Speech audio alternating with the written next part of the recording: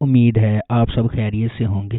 اگر آپ نے ابھی تک ہمارا چینل سبسکرائب نہیں کیا تو اسے ابھی سبسکرائب کر لیں اور بیل آئیکن کو دبانا بالکل بھی مت بھولیں۔ شکریہ۔ Number 8، گلڈڈ cage. زینب ملک کے امیر ترین خاندانوں میں سے ایک بائے اولو خاندان کی ملکیت والے اسکول میں بطور استاد کام کرتی ہے۔ کیونکہ اس کی بہن برنا خاندان کی طرف سے دی گئی اسکالرشپ کے ساتھ تعلیم حاصل کر رہی ہے، اس لیے زینب ان کی مقروض محسوس کرتی ہے اور بائے اولو فاؤنڈیشن میں رضاکار کے طور پر کام کرتی ہے۔ Number 7، the stars are far from me.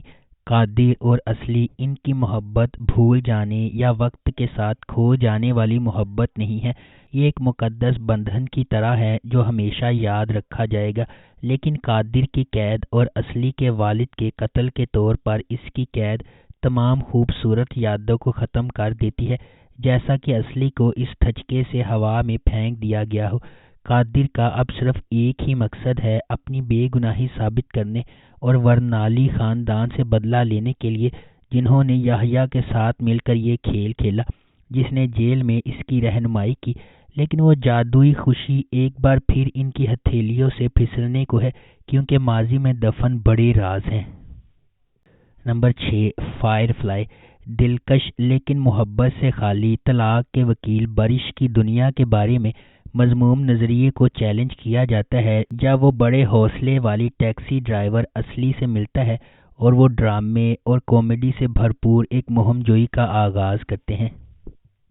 Number 5، the guest. گیجے کی نئی زندگی اس وقت شروع ہوئی جب اس نے اپنے پرانے کو ختم کرنے کی کوشش کی۔ خودکشی کی ناکام کوشش کے بعد وہ ہسپتال میں جاگتی ہے اور ڈاکٹروں کو قائل کرتی ہے کہ وہ اپنی یادداشت کھو چکی ہے۔ پولیس جاسوس ایردم نے اسے اپنے گھر والوں کے ساتھ رہنے کی پیشکش کی جب تک وہ صحت یاب نہیں ہو جاتی۔ اردم کے بچے، جنہوں نے اپنی ماں کو کھو دیا، کھلے بازوؤں سے گیجے کا استقبال کرتے ہیں۔ جتنا اردم کا خاندان گیجے پر حاوی ہے، اس کے پاس ان کے ساتھ رہنے کے سوا کوئی چارہ نہیں ہے۔ گیجے کا ماضی آخر کار اس کے پاس آ جائے گا اور اردم کا راز، جسے وہ اپنے پاس رکھے ہوئے ہے، سامنے آنے پر سب کو تہس نہس کر دے گا۔ نمبر 4، انڈر کور۔ ناز پولیس اکیڈمی سے تازہ دم ہے، جہاں اس نے اپنی کلاس میں سب سے اوپر گریجویشن کی ہے۔ سنجیدہ، امبیشیس اور کنسنٹیس، اس نے اپنی زندگی کتاب کے مطابق گزاری ہے اور یہی وہ پولیس افسر ہے جو وہ بننا چاہتی تھی۔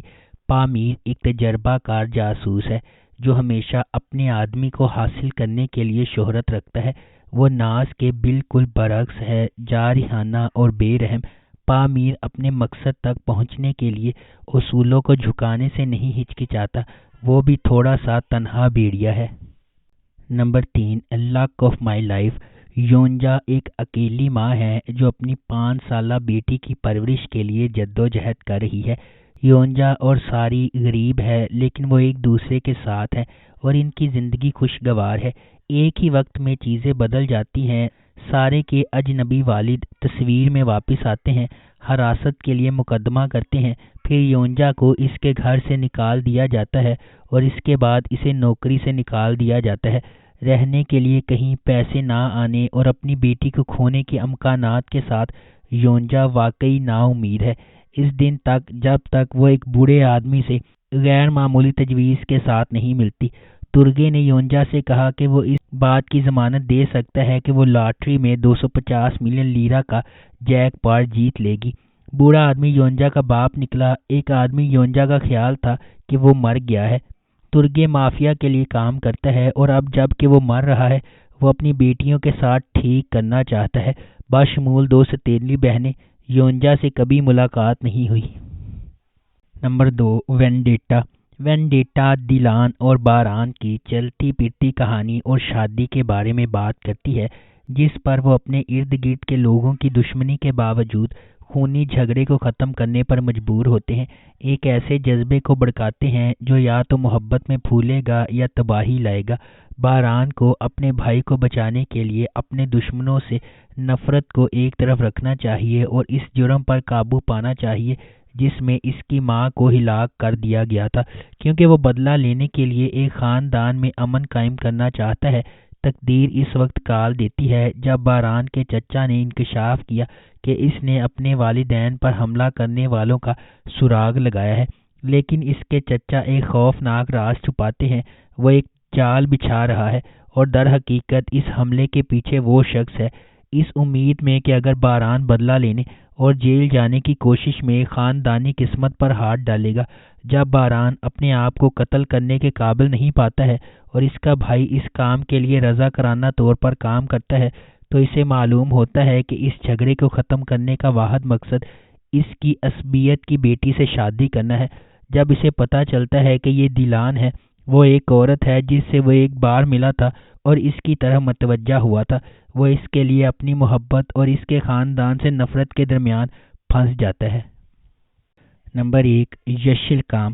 ترک سینما کے سنہری سالوں کے دوران ایک پروڈیوسر کی بقا کی کہانی جسے یشل کام کہا جاتا ہے۔ سمی آتش ایک نوجوان، خوبصورت اور پرجوش فلم پروڈیوسر ہے جو آتش فلم کا مالک ہے۔ جب اسے اس کے کاروباری پارٹنر وہبی نے دھوکہ دیا تو سیمی سب کچھ پیچھے چھوڑ کر شروع سے سفر شروع کرنے پر مجبور ہو جاتا ہے۔ اس نے فوری طور پر بیوک آتش فلم کے نام سے ایک نئی کمپنی کھولی اور ترکی کی فلم انڈسٹری میں زندہ رہنے کے لیے جلد از جلد ایک کامیاب فلم بنانے کا ارادہ کیا۔